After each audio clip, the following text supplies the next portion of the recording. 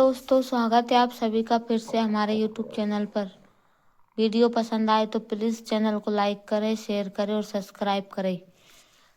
चलिए वीडियो शुरू करते हैं। आज की कहानी का नाम है बीरबल की चतुराई और वह सवाल जिसका जवाब सिर्फ एक ही था। मुगल सल्तनत की राजधानी आगरा में एक दोपहर शहंशाह जलालुद्दीन मोहम्मद अकबर का दरबार सजा था। अकबर अपने नवरत्नों के साथ राज्य के महत्वपूर्ण मामलों पर चर्चा कर रहे थे। तभी द्वारपाल ने घोषणा की कि दूर देश से तुर्किस्तान से एक महान विद्वान और दार्शनिक मिर्जा कासिम दरबार में हाजिर होना चाहते हैं। मिर्जा कासिम अपनी बुद्धिमत्ता के लिए दुनिया में मशहूर थे, लेकिन उनके साथ एक अजीब समस्या थी। उन्हें अकल पर बहुत ही घमंड था। वे दुनिया भर के राजाओं के दरबार में जाते और वहां के सबसे बुद्धिमान व्यक्ति को नीचा दिखाकर अपनी श्रेष्ठता सिद्ध करते थे। अकबर ने उन्हें सम्मान से अंदर बुलाया। मिर्जा कासिम ने झुककर सलाम किया और सीधे चुनौती दी, जहां पनाह, मैंने सुना है कि आपके दरबार में बीरबल नाम का एक हीरा है जिसकी बराबरी कोई नहीं कर सकता।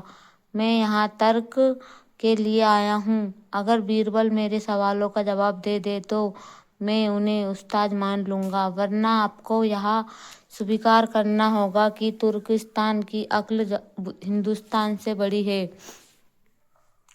अकबर को चुनौती पसंद थी। उन्होंने बीरबल की ओर देखा और बीरबल मुस्कुराए और बोले, विद्वान महोदय, आपकी चुनौती स्वीकार है। पूछिए, क्या पूछना चाहते हैं? मिर्जा कासिम ने एक कुटिल मुस्कान के साथ कहा, मेरी दो शर्तें हैं। पहली, मैं सिर्फ एक ही सवाल पूछूंगा। दूसरी, उस सवाल का जवाब ऐसा होना चाहिए कि उसके बाद कोई शंका न रहे। यदि आप जवाब नहीं दे पाए तो आपको अपनी हार मान लेंगे। बीरबल ने कहा, मंजूर है, लेकिन मेरी भी एक शर्त है।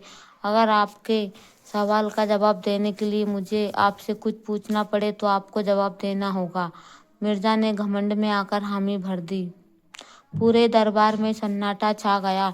सब सांस रोककर देख रहे थे कि वह एक विशाल सवाल क्या होगा। मिर्जा कासिम ने अपनी लंबी दाढ़ी पर हाथ फेरा और बड़े गर्व से पूछा, बीरबल, मुझे यह बताओ कि खुदा इस वक्त क्या कर रहा है?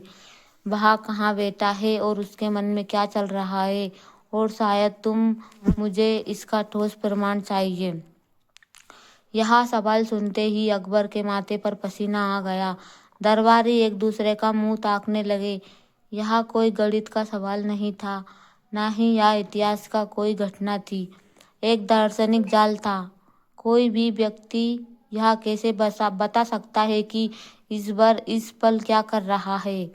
बीरबल बिल्कुल विचलित नहीं हुए। उन्होंने मिर्जा कासिम को ऊपर से नीचे तक देखा और बोले, मिर्जा साहब, आपका सवाल बहुत गहरा है, लेकिन ऐसे महान और रूहानी सवाल का जवाब देने के लिए कुछ मर्यादाएं होती है। मिर्जा ने चिढ़कर पूछा, कैसी मर्यादाएं? बीरबल बोले, देखिए, इस वक्त आप सवाल पूछ रहे हैं, इसलिए आप गुरु के स्थान पर हैं, और मैं जवाब देने जा रहा हूँ, इसलिए मैं शिष्य के स्थान पर हूँ। क्या आपने कभी देखा है कि गुरुजी नीचे खड़ा हो और शिष्य ऊंचे सिंहासन पर बैठा हो? दरअसल मिर्जा कासिम एक ऊंचे मंच पर खड़े थे और बीरबल नीचे दरबार की फर्श पर। अकबर ने तुरंत आदेश दिया कि बीरबल के लिए एक ऊंचा सिंहासन लाया जाए और मिर्जा कासिम को नीचे खड़ा किया जाए। स्थान बदल गया। अब बीरबल ऊपर थे और मिर्जा कासिम नीचे, एक फरियादी की तरह खड़े थे। सवाल जो कुछ जवाब बन गया। बीरबल ने ऊंचे सिंहासन बैठकर चैन की सांस ली और बोले, मिर्जा साहब, आपके सवाल का पहला हिस्सा था कि खुदा इस वक्त क्या कर रहा है। मिर्जा ने कहा, हाँ, बताओ बीरबल। बीरबल मुस्कुराए और बोले, खुदा इस वक्त यही कर रहा है कि उसने एक अहंकारी को जमीन पर खड़ा कर दिया और एक साधारण इंसान को ऊंचे सिंहासन पर बैठा दिया।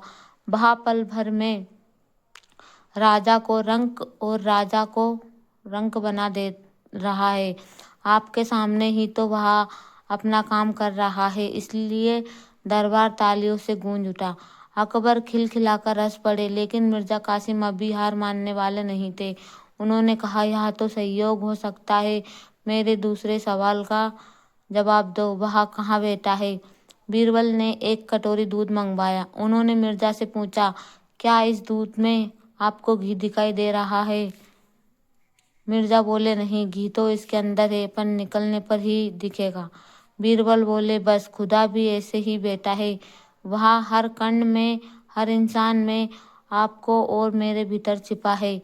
जैसे मैं घी हर जगह दूध है, वह दिखता नहीं, वैसे ही हर जगह बैठा है। अब मिर्जा कासिम ने अपना आखिरी और सबसे कठिन दावा खेला।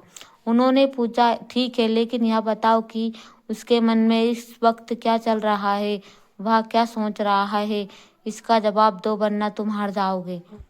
यहीं पर बीरबल ने वह चाल चली जो इतिहास बन गई।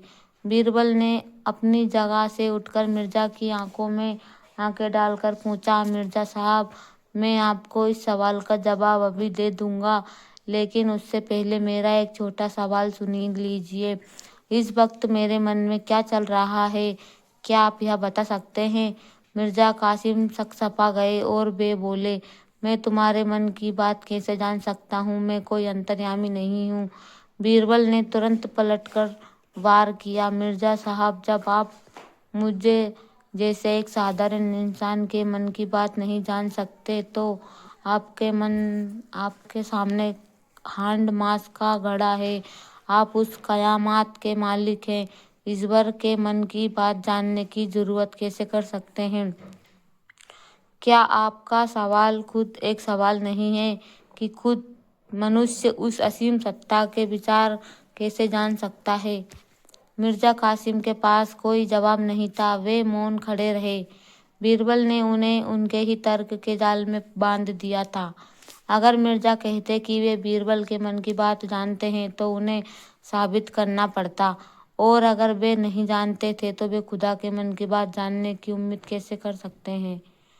मिर्जा कासिम ने अपना सिर झुका लिया और बोले, बीरबल वाकई जीनियस है। मैंने सवाल पूछा था, लेकिन आपने उस सवाल के भीतर से ही एक ऐसा सवाल पैदा कर दिया जिससे मेरे अस्तित्व को ही चुनौती दे दी। मैं अपनी हार मानता हूँ। अकबर ने बीरबल को 10,000 स्वर्ण मुद्रा इनाम में दी और मिर्जा कासिम को यह सलाह दी कि ज्ञान का उपयोग दूसरों को नीचा दिखाने के लिए नहीं, बल्कि खुद को ऊपर उठाने के लिए करना चाहिए। कहानी की शिक्षा। मिर्जा कासिम बहुत विद्वान थे, लेकिन उनके घमंड ने उन्हें यहाँ सोचने पर मजबूर कर दिया कि वे किसी को भी हरा सकते हैं। घमंड इंसान की तर्क शक्ति को धुंधला कर देता है। बीरबल ने स्थान बदलकर सिंहासन पर बैठ गए। यह साबित कर दिया कि नजरिया बदलने से जवाब अपने आप मिल जाते हैं। कभी कभी किसी सवाल का सबसे अच्छा जवाब उसे हल करना नहीं, बल्कि उसकी असंगति को उजागर करना होता है। बीरबल ने दिखाया कि उसका सिर्फ पूछने के लिए होते हैं, उसके जवाब इंसान की सीमा से बाहर होते हैं। दुनिया में कोई भी सवाल इतना बड़ा नहीं जिसका हल आपकी सामान्य बुद्धि के पास ना हो। बस जरूरत है तो शांत रहकर सोचने की। बीरबल ने उस दिन बिना किसी किताब को खोले ब्रह्मांड के सबसे बड़े रहस्य का जवाब एक सवाल से दे दिया।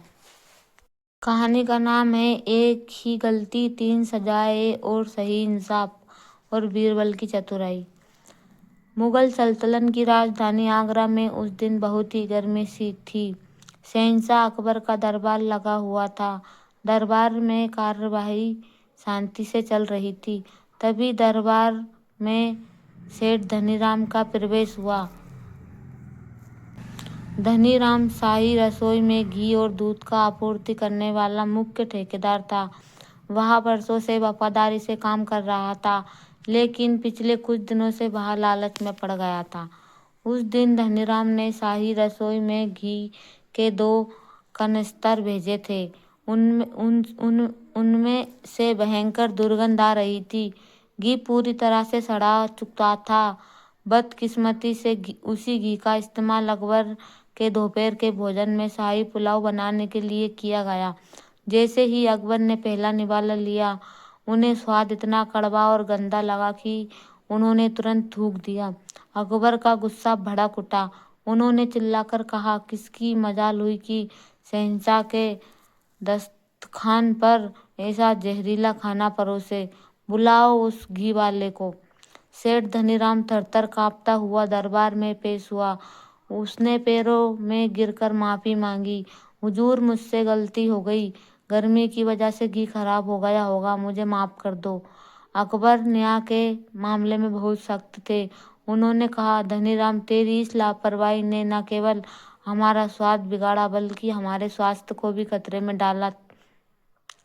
तेरी सजा तो मौत होनी चाहिए, लेकिन तेरी पुरानी सेवाओं को देखते हुए मैं तुम्हें 3 विकल्प देता हूँ, इनमें से कोई एक चुन लो। पहला, एक, तुझे उस सड़े हुए घी का पूरा बड़ा कटोरा करीब 2 किलो पीना होगा। दूसरा, तुझे 100 कोड़े खाने होंगे। तीसरा, तुझे शाही खजाने में 10,000 मुद्राएं जुर्माने के तौर पर जमा करनी होगी। अकबर ने अंत में कहा, सोच समझकर चुनना, क्योंकि इनमें से कोई एक सजा तुझे पूरी करनी होगी। धनीराम बहुत कंजूस था। उसने मन में हिसाब लगाया। 10,000 स्वर्ण मुद्राएं, बाप रे, यह तो मेरी पूरी जायदाद का आधा हिस्सा है। कोड़े खाऊंगा तो बदन टूट जाएगा, जान भी जा सकती है। क्यों ना मैं घी पी लूं। घी तो है, थोड़ा गंदा ही सही, पर पी लूंगा। पैसे तो बचेंगे और मार भी नहीं खानी पड़ेगी। उसने हाथ जोड़कर कहा, हुजूर, मैं पहला विकल्प चुनता हूँ, मैं वहाँ सड़ा हुआ घी पी लूंगा। अकबर ने इशारा किया। शाही रसोइया वहाँ सड़ा हुआ बदबू घी का कटोरा लेकर आया। जैसे ही धनीराम के सामने वह कटोरा रखा गया, उसकी गंध से ही पूरे दरबार के लोगों ने नाक बंद कर ली। धनीराम ने आंखें बंद की और पहला घूंट पी भर घी गले से नीचे उतरते ही उसे लगा जैसे किसी ने तेजाब डाल दिया हो। उसका पेट मरोड़ने लगा, उसे उल्टी महसूस होने लगी। उसने दूसरे घूंट भरने की कोशिश की, लेकिन वह नहीं कर सका। उसका चेहरा नीला पड़ गया। उसने चिल्लाकर कहा, हुजूर, मुझे माफ करें, मैं यह घी नहीं पी सकता, यह बहुत भयानक है। कृपया मुझे दूसरी सजा दे, मैं 100 कोड़े खा लूंगा। अकबर ने कहा, ठीक है, जैसा तू चाहे। सैनिकों, इसकी पीठ नंगी करो और इसे 100 कोड़े लगाओ। धनीराम को खंभे से बांध दिया गया। जल्लाद ने पहला कोड़ा मारा, सड़ाक! धनीराम की चीख निकल गई। दूसरा कोड़ा, वह दर्द से छटपटाने लगा। जैसे जैसे कोड़े बढ़ते गए, उसकी खाल उगड़ने लगी। जब 20 कोड़े पूरे हुए तो उसकी हिम्मत जवाब दे गई। उसे लगा कि अगर 100 कोड़े पूरे हुए तो आवाज ही अल्लाह को प्यारा हो जाऊंगा। वह रोते चिल्लाते हुए, बस बस करो, जहाँ पन्ना मैं मर जाऊंगा, मुझे कोड़े नहीं खाने। मैं तीसरी सजा के लिए तैयार हूँ। मैं 10,000 स्वर्ण मुद्राएं जुर्माना दे दूंगा, बस मेरी जान बख्श दीजिए। अकबर ने मुस्कुराते हुए कोड़े रुकवा दिए। धनीराम ने रोते रोते 10,000 मुद्राएं की हामी भर दी। धनीराम लंगड़ाता हुआ, रोता हुआ दरबार के बाहर जा रहा था। उसने घी पिया, उसका स्वाद और बीमारी सही, कोड़े भी खाए, पीठ भी तुड़वाई और अंत में पूरे पैसे भी दिए। यानी उसके एक ही गलती के लिए 3 सजाएं भुगतनी पड़ी। बीरबल यह सब दूर से देख रहे थे। जब धनीराम चला गया तो बीरबल मंद मस्त मुस्कुराने लगे। अकबर ने पूछा, बीरबल, तुम मुस्कुरा क्यों रहे हो? क्या मेरा न्याय सही नहीं था? बीरबल ने कहा, जहाँपनाह, न्याय तो बहुत दिलचस्प था, लेकिन उस बेचारे व्यापारी की मूर्खता और आपके न्याय की कठोरता ने मिलकर एक अजीब तमाशा बना दिया। उस बेचारे ने एक गलती की, लेकिन उसकी सजा देने के तरीके ने उसे तीनों सजाएं भुगतने पर मजबूर कर दिया। अकबर को बुरा लगा। उन्होंने कहा, मैंने तो उसे विकल्प दिया था, यह उसकी गलती थी कि वह सही फैसला नहीं ले पाया। बीरबल ने कहा, हुजूर, इंसान अक्सर डर और लालच में ही सही फैसला नहीं ले पाता। सच्चा न्याय वह है जो अपराधी को उसकी गलती का एहसास कराए, ना कि उसे इस कदर मजबूर कर दे कि वह अपनी जान और माल दोनों से हाथ धो बैठे। अगर आप बुरा ना माने तो क्या मैं आपको दिखा सकता हूँ कि एक ही गलती पर सही न्याय क्या होता है। अकबर ने चुनौती स्वीकार की। ठीक है बीरबल, साबित करो। कुछ दिनों बाद बीरबल ने एक नाटक रचा। उन्होंने एक सिपाही को सिक्का पढ़ाकर अकबर के सामने भेजा।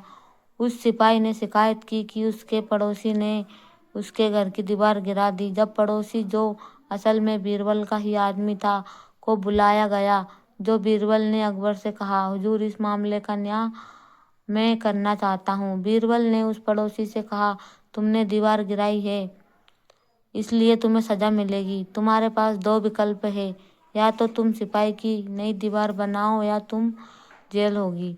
पड़ोसी ने कहा, हुजूर, मैं गरीब हूँ, मैं दीवार नहीं बना सकता। बीरबल ने उसे जेल भेज दिया। 2 दिन बाद बीरबल ने उसे जेल से निकाला और कहा, चूंकि तुमने जेल में समय बिताया है, इसलिए अब तुम्हें दीवार भी बनानी पड़ेगी, जुर्माना भी देना होगा। अकबर तुरंत बोल पड़े, बीरबल, यह कैसा न्याय है? अगर उसने जेल की सजा काट ली तो वह दीवार क्यों बनाएगा और जुर्माना क्यों देगा? यहाँ तो नाइंसाफी है। बीरबल मुस्कुराए और बोले, जहाँ पना यही तो धनीराम के साथ हुआ। उसने घी पीने की कोशिश की, सजा शुरू की, कोड़े खाए, सजा भुगती और अंत में जुर्माना भी दिया। जब एक अपराधी को उसके विकल्पों के बीच उलझा दिया जाता है तो वह अपनी बुद्धि खो देता है। एक राजा का काम उसे सुलझाना होता है, उलझाना नहीं, बल्कि उसकी गलती के अनुपात में सटीक सजा देना। अकबर को अपनी गलती समझ में आ गई। उन्हें एहसास हुआ कि उन्होंने धनीराम को इतने विकल्प दिए कि वह लालच और डर के चक्कर में तीनों सजाओं का शिकार हो गया। अकबर ने बीरबल की बुद्धिमानी की सराहना की और धनीराम को वापस बुलाया। अकबर ने उसे उसकी स्वर्ण मुद्राएं वापस कर दी और केवल उतना ही जुर्माना लिया जो उसकी गलती सड़े हुए घी के लिए उचित था। साथ ही उसे भविष्य में ईमानदारी बरतने की कड़ी चेतावनी दी। जब भी जीवन में चुनाव करना हो तो केवल तत्काल लाभ जैसे पैसा बचाना न देखे, बल्कि भविष्य के परिणामों पर भी गौर करे। धनीराम ने अगर शुरू में ही जुर्माना भर दिया होता तो उसे ना तो सड़ा घी पीना पड़ता और ना ही कोड़े खाने पड़ते। लालच ने उसे तेहरी चोट दी। न्याय का अर्थ बदला लेना नहीं, बल्कि सुधार करना है। सजा हमेशा अपराध के बराबर होनी चाहिए, उससे बड़ी नहीं। जब धनीराम को उसकी स्वर्ण मुद्राएं वापस मिली तो उसने बीरबल के पैर पकड़ लिए। बीरबल ने हंसते हुए कहा, सेठ जी, आइंदा से घी चाहे जैसा भी बेचना, लेकिन अपनी अकल हमेशा ताजी रखना, वरना अगली बार कहीं शहंशाह उबले हुए करेले पीने का ना विकल्प दे दे। पूरे दरबार ठहाकों से गूंज उठा। अकबर ने बीरबल की चतुराई के लिए उन्हें बहुमूल्य मोतियों का हार भेंट किया। कहानी का नाम है एक ही सवाल और 100 जवाब और सही फैसला। प्राचीन भारत के विजयनगर राज्य में वीरेंद्र प्रताप एक अत्यंत न्यायप्रिय शासक थे। उनके शासन में प्रजा बहुत सुखी थी, लेकिन राजा के मन में एक गहरा द्वंद्व चल रहा था। राजा बूढ़े हो रहे थे। उनके 3 बेटे थे, अजय, विजय और संजय। तीनों ही शिक्षित और बलवान थे, लेकिन राजा को डर था कि क्या उनमें से कोई इतना परिपक्व है कि सही और गलत के बारीक अंतर को समझ सके। राजा ने एक दिन अपने महामंत्री सुबुद्धि से कहा, मंत्री जी, मैं एक ऐसी परीक्षा लेना चाहता हूँ जहाँ किताबी ज्ञान काम ना आए, बल्कि आत्मता की आवाज़ सुनाई दे। राजा ने पूरे राज्य में ढिंढोरा पिटवा दिया कि अगले रविवार को दरबार में एक सभा होगी। जो भी व्यक्ति राजा के एक गुप्त सवाल का सटीक जवाब देगा, उसे सोने की 100 मोहरें दी जाएगी और राजकुमारों के लिए यह उनकी योग्यता की पहली परीक्षा होगी। रविवार को दरबार खचाखच भरा था। विद्वान, व्यापारी और किसान, साधु संत सब आए थे। राजा सिंहासन पर बैठे थे और बोले, मेरा पहला सवाल सीधा है। दुनिया में सबसे कड़वा सच और सबसे मीठा झूठ क्या है? दरबार में सन्नाटा छा गया। लोग एक दूसरे का मुंह ताकने लगे। एक एक करके लोग अपनी बुद्धि के अनुसार जवाब देने लगे। एक लालची व्यापारी ने कहा, महाराज, सबसे कड़वा सच गरीबी है और सबसे मीठा झूठ मुनाफे का वादा है।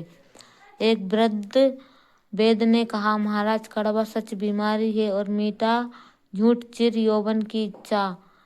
एक कवि ने कहा, कड़वा सच मृत्यु है और मीठा झूठ प्रेम के अटूट वादे।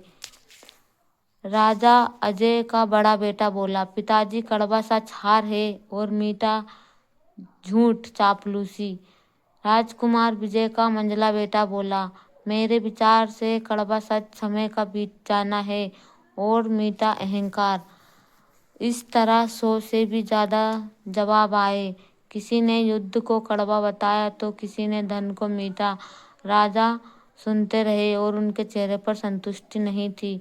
तभी दरबार के पीछे से एक फकीर उठा। उसके फटे हाल कपड़े थे, लेकिन आंखों में गजब चमक थी। उसने राजा को प्रणाम किया और कहा, महाराज, इन सबको जो भा सत्य है अंश मात्रा है, लेकिन पूर्ण सत्य नहीं। राजा ने उत्सुकता से पूछा, तो तुम्हारे पास क्या जवाब है? फकीर ने मुस्कुराते हुए कहा, महाराज, जवाब देने से पहले मुझे एक प्रयोग करने की अनुमति दे। राजा ने अनुमति दे दी। फकीर ने सबसे छोटे राजकुमार संजय को पास बुलाया और सबके सामने उन्हें जोरदार तमाचा जड़ दिया। पूरा दरबार दहल गया। राजा गुस्से से खड़े हो गए। तुम्हारी यह हिम्मत! सैनिक तलवार निकालते ही वाले थे कि फकीर चिल्लाया, रुकिए महाराज, यही आपके सवाल का जवाब है। फकीर ने शांत होकर कहा, कड़वा सच। महाराज, जब मैंने राजकुमार को थप्पड़ मारा तो जो अपमान महसूस हुआ वह दुनिया का सबसे कड़वा सच था। उस क्षण उसके मन में क्रोध और जलन पैदा हुई। उसे कोई तर्क कम नहीं कर सका। मीठा झूठ। अब देखिए। फकीर राजकुमार के पास गया, उनके पैर छुए और बड़े ही विनीत स्वर में बोला, क्षमा करें राजकुमार, आप तो साक्षात न्याय के देवता हैं। आपके मुख पर जो तेज है वह सूर्य जैसा है। मैंने तो बस राजा की आज्ञा निभाने के लिए एक नाटक किया था। आप जैसे महान हृदय वाले व्यक्ति को मुझे आवश्यक माफ कर देंगे। फकीर की प्रसन्नता सुनते ही राजकुमार संजय का गुस्सा शांत हो गया। उनके चेहरे पर मुस्कान आ गई। फकीर राजा की ओर पलटा और बोला, महाराज, यह प्रसन्नता चापलूसी की सबसे मीठा झूठ है। राजकुमार जानते हैं कि मैंने उन्हें अपमानित किया है, फिर भी मेरे शब्दों की मिठास ने उन्हें विवेक को ढल दिया और वे मुस्कुराने लगे। कहानी की शिक्षा। राजा वीरेंद्र प्रताप गदगद हो गए। उन्हें जवाब मिल गया था। उन्होंने राजकुमारों को समझाया कि एक शासक को हमेशा मीठे झूठ और चापलूसी से बचना चाहिए। कड़वे सच का आलोचना को सुनने का साहस रखना चाहिए। झूठी प्रसन्नता इंसान की बुद्धि हर लेती है। राजा ने फकीर को तुरंत सजा दी, बल्कि उसे पीछे का कारण समझा। यही नहीं, लीडर की निशानी। सत्य अक्सर कड़वा होता है, लेकिन उसे स्वीकार करना ही उन्नति का मार्ग। राजा ने उस फकीर को अपना मुख्य सलाहकार नियुक्त किया और राजकुमार संजय को, जिसने उस अपमान को और प्रशंसकों के खेल को गहराई को समझा, अपना उत्तराधिकारी घोषित करने की दिशा में कदम बढ़ाया।